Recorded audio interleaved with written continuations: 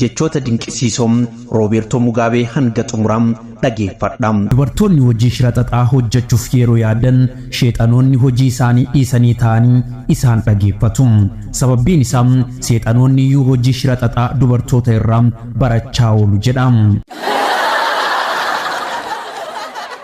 Dubartoonni Kooriyaa boca namummaa isaanii sirreeffachuuf jecha laaqana isaanii ittoo fal'aana sadii qofa nyaatanii deemu.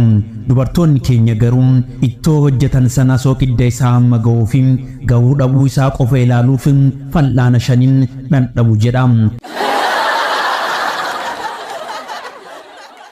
Dubartoonni tokko tokko lakkoofsa bilbila isaanii nama hundaaf kennu jaallatu.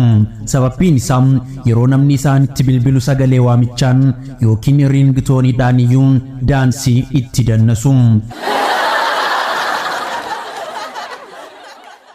Dhiironnis dubartoonnis rakkina isaanii machuufi gara mana amantaa isaanii deemu. Gaafa wanta yaadan yookiin kadhatan sanaan milkaan gammachuu isaanii ibsachuuf ammoo mana ciffaraa yookiin bakka bashannanaa garagaraa deeman. Kanaaf jannata galuun carraan isaa kan dhiphoo ta'e jedha. Isunumti yaa warra dhiirotaa osoo amma gaafii jaalalaa dubartootaaf dhiyeessaa ooltan calliftanii waaqa keessan kadhattanii yoona waaqayyoon kadha keessan dhagahee addunyaa kana qaata gara jannatatti jijjiiree ture jedha. Haati manaa kee irbaata si dhiyeessitee yoo si waliin nyaachuuf teessu ija ishee walirra buuftee keessa isheetti yeroo kadhannaa gochuuf kaatu akka isheen sagalee ishee dhageessiftu taasisi. Sababbiin isaa dubartoonni har'aa si bira yookiin si bukkeeyyuu ta'anii yaa waaqayyo abbaa manaa koo kana narraa ajjeesiitii abbaa manaa biraa naaf kenni jedhanii kadhachaa oolu waan ta'eef jedha. Roobertoo Mugabe fi haati manaa isaa ijoollee 6 erga horatanii booda guyyaa tokko walitti bu'u. Gaafa kana haati manaa isaa tun baay'ee aartee uffata ishee sassaabattee shaanxatti naqachuu eegalte. Roobertoo Mugabeen waan haati manaa isaa gootu ilaalee ajaa'ibsifannaan maaliif uffata kee sassaabatta jedhee ishee gaafate. Haati manaas kana booda si waliin jiraachuun nagaheera gara haadha kootiin nan gala jettee itti dubbatte. Roobertoo Mugabeenis battalumatti gara mana ciisichaa isaa galee uffata isaa sassaabachuu eegale. Gaafa kana ati immoo eessa deemuuf kan uffata kee sassaabattu jettee isa gaafatte. Innis anis gara haadha kootiin deema jedhee deebiseef. Isheenis ijoollee hoo eenyutti gattee deemtaa gaafa jettee isatti deebistu Roobertoo Mugabeenis isaanis gara haadha isaanitti haa galan jedhee deebiseef.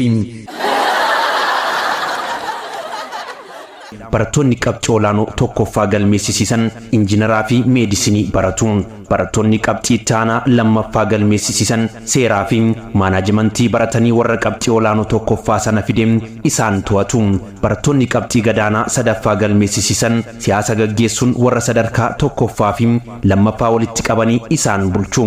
Barattoonni barnoota isaanirraa kufan ammoo poolisii fi raayyaa ittisaa leenjuun warra tokkoffaa hanga sadaffaa qabxii galmeessisan olaantummaan isaan to'atu. Isaan kana yoo barbaadan ni tumu, yoo barbaadan ni hidhu, yoo barbaadan qaama hir'isu, yoo barbaadan immoo ni ajjeesu. Kan baay'ee heddummeessee na ajaa'ibe ammoo warri kutaa tokkoyyuu hin seenne qaalluu fi xolqaa'ii ta'uun hordoftoota hedduu horachuun hojjechaatii jiru. Odoo haadha manaa qabduun barattoota kee faana jiraachuun sitti tola yoo ta'e haadha manaa keetii fi infoormii barataa bitii fi Afrikaa keessatti seerri namootni hundi kabajan yoo jiraate seera baatiriiloo kan jedhu qofaadha. Sababbiin isaa yoo sana chaarjii inni godhu. Dubartoonni hundi hanga qorichi HIV eedisii argamutti walqunnamtii saalaa hin hojjennu jedhanii odoo didaniiru ta'e dhiironni qoricha isaa guyyaa 30 keessatti argatu ture.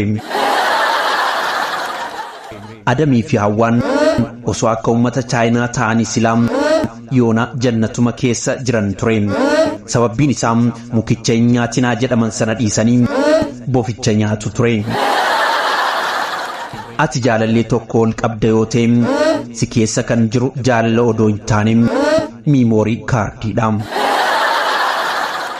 dubartoonni tokko tokko waan ispoortii jiimii hojjetan fakkaatu garuu mana jiimii itti hojjetan balbaluma isaayyuu hin beekan wanti bocni qaama isaanii bareedee fi dhiira tokko biraa gara dhiira kan birootti fiiguuf sochii taasisaniin bareede jedham. Jechoota Roobertoo Mugabeetiin